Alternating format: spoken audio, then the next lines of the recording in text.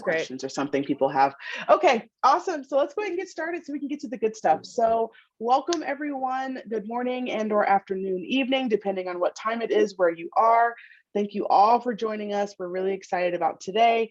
But before we get started, we just wanted to not just welcome you, but kind of give you an idea of what you're looking forward to today, why we did this event, and why we think that now is a good time for you to consider going for a PhD. Right. So first, a little bit about who you all are and who will be at this event today. So we had about 200 interested participants apply. We're expecting between 75 and 100 today. So that's really exciting to potentially be able to network with that many of your peers. So please make sure you're taking advantage. We have a number of countries that are represented here. So again, this is really exciting and could potentially be a great networking opportunity for everyone. So looking at nice diversity here, likely in many time zones, of course. So for those of you who are maybe in the wee hours of the morning or late at night, we do appreciate you for joining us. And you're all curious about pursuing a PhD in the US.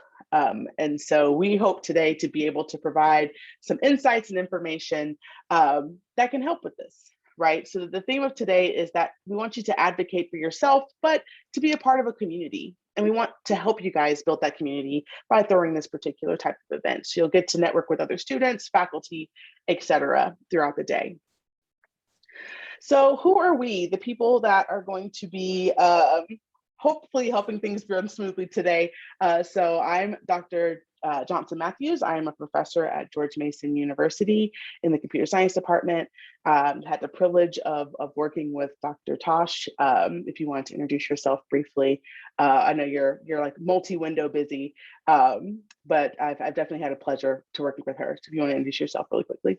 Yeah, so I'm Dr. Emma Tosh. I'm a professor, assistant professor at University of Vermont in Burlington, a state probably most famous these days for our very vocal senator and lots of snow, although this particular picture of snow and me is actually in Massachusetts. Brittany and I both work broadly in software engineering. So I do more on the programming languages side and a little bit more formal methods, and Brittany does a lot of HCI related work. And so we're here today to help you connect with people with a variety of backgrounds in computing and hopefully help you learn a little bit more about the PhD process. 100%. Thank you so much, Dr. Tosh. She's fantastic. All right, so what do we do? As already mentioned, we are assistant professors. We do academic computer science research, specifically in software engineering and programming languages. We both, I think, consider ourselves to be somewhat interdisciplinary in the research that we do, both technical and non-technical, so looking at human factors as well. We both do advising and mentoring, so we work with students a lot, both in and out the classroom. And then there's also teaching, right? So that's a part of what we do, larger part of that being the research and mentoring, but teaching is also a part of what we do. So we talked a little bit about the fact we want you guys to meet people and to enjoy your time getting to know each other. What we're not here to do today is to tell you to get a PhD. We will not be telling you that you need to get one. We're not going to scare you into doing something that is not for you. Scare tactics did not work for me. I don't expect for them to work for you all. And we're definitely not here to add more stress to your already stressful lives, especially nowadays with all that's going on. The PhD is absolutely not for everyone, and that is okay. But the goal here today is that we want to inform you, right? We want you to know what your options are and to be able to make the most informed decision for yourself and what you want to do with your career. And also want to highlight the fact that while we are talking about potentially for some of you going back to school or continuing school or what seems to be school is, in pandemic times, we know has been quite difficult.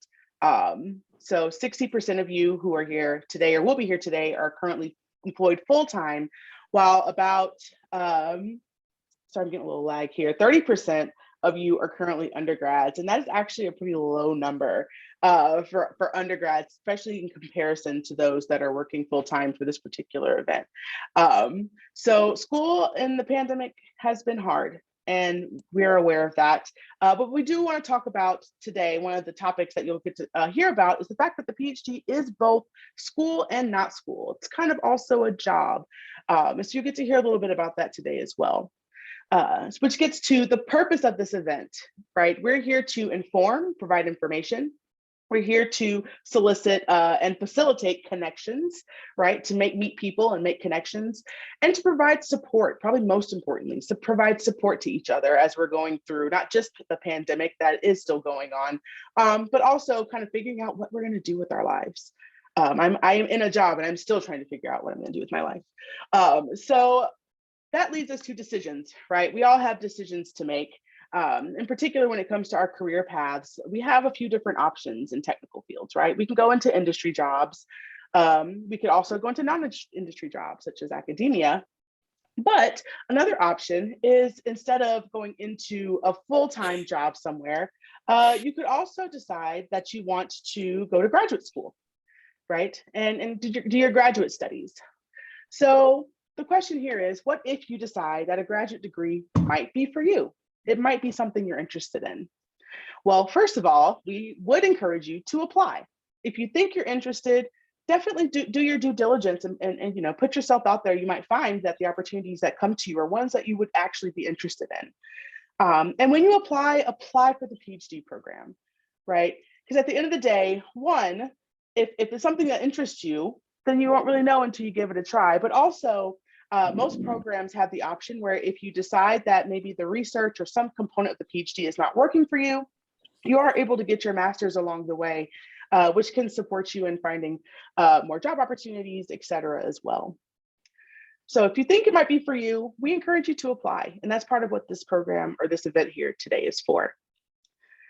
And as I mentioned before, right? So school's exhausting and during a pandemic, it's hard. But the PhD is somewhat of a job opportunity as well, right? And you'll hear more about this today, but there are things you have to think about with the PhD, just as you would if you were finding a job, right? So you have to think about, where will you work? Which in terms of PhD, you have to pick a university where you will be doing your PhD. You have to think about who you'll work under, who's going to be your supervisor. And in the case of a PhD, that would be your advisor, the person that you're working with and under during your PhD. How much will you make, right? That is an important part of any opportunity that you're going to have to do as an adult. You have to pay bills. And to pay bills, you need money. And so, you know, how much will you make? Will there be a stipend? Is your tuition covered? Do you get health insurance, et cetera? Right. And so these are all important considerations. The only difference is that the PhD is not a forever job. You're going to be employed as a PhD student for so many years, and then you're going to use the skills that you've built there to go off and build a career. So just food for thought. You'll hear more about these perspectives today on our panels as well. But it is a job until until you're ready for the next one. Right. So I want to talk a little bit about some of the perks and pitfalls to getting a PhD, right? So kind of on the upside, knowledge is power. It's important to know about things, to be able to convince of your expertise to find jobs and to kind of, in my opinion, to make yourself seem, to give yourself an edge in the market, right? We'll talk a little bit more about kind of the opportunities that are out there right now and how challenging it is, both in industry and academia. And so giving yourself that edge always helps, but you will be reading a lot and you will be writing a lot. And so getting that knowledge is going to require a good bit of work. And as long as you're willing to do it, then it is worth it.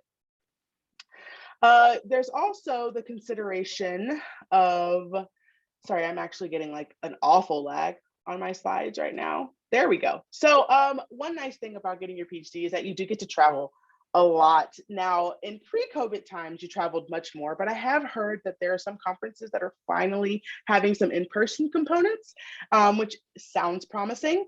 So there is the potential for you to travel in your PhD and get to see different places and meet different people, which is always exciting. Again, although there's the up, there is the down, which is you don't make a whole lot of money as a PhD student. Once you graduate, you get, you know, nice offers, but as a PhD student, you don't make a whole lot of money.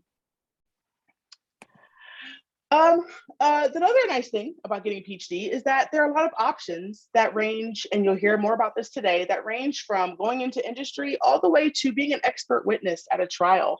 Again, because you've made yourself expertise by getting your PhD.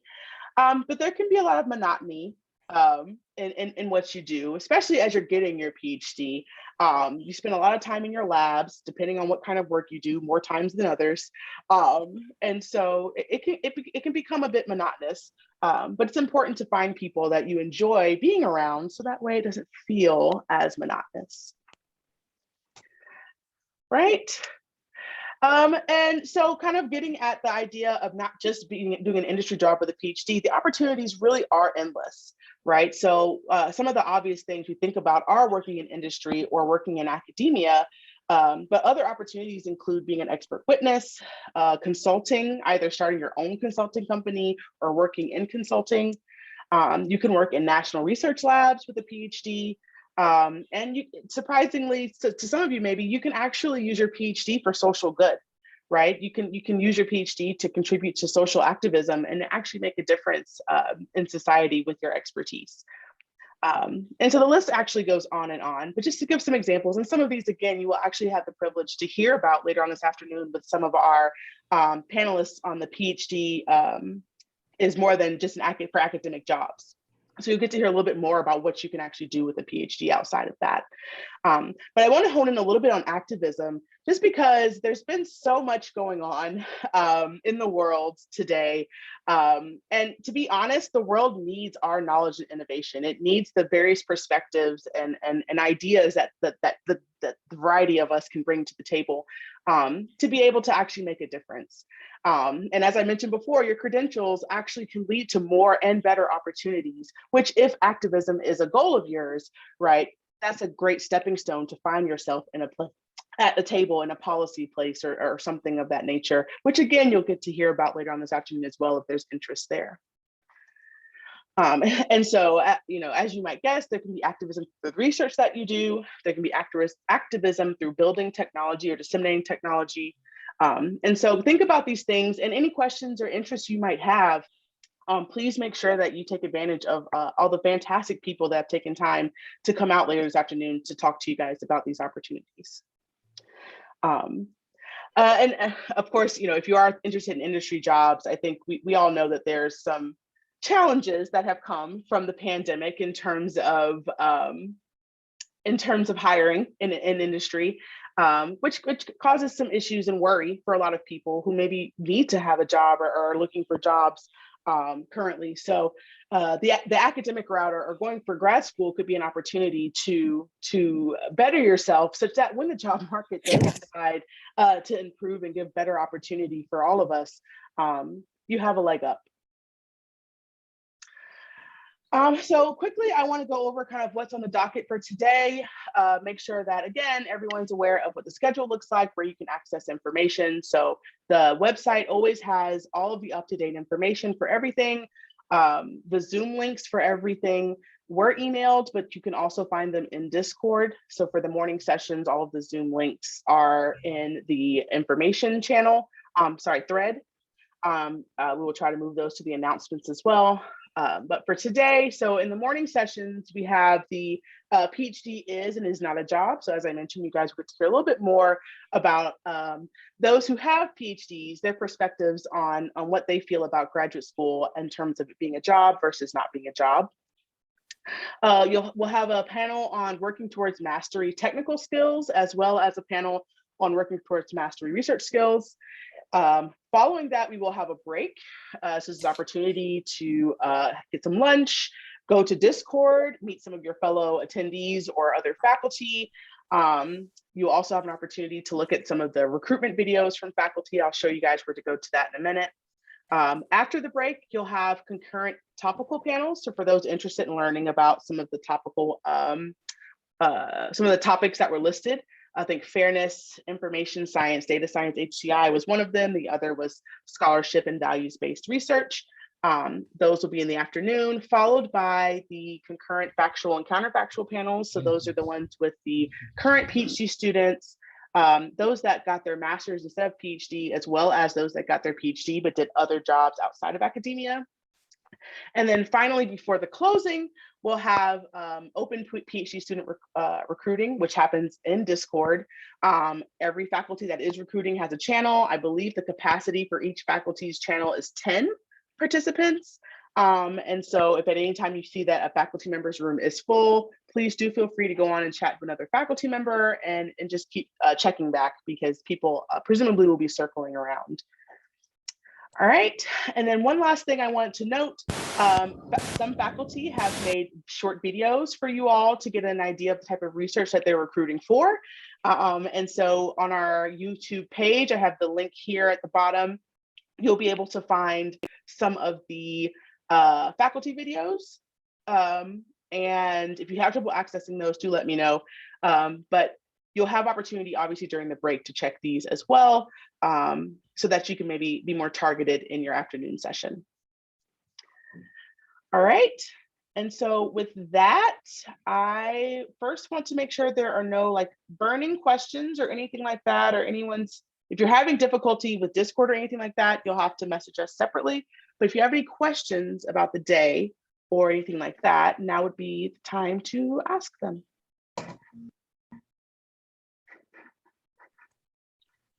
I'm going to stop sharing my screen. I'll make sure and put the link to the faculty video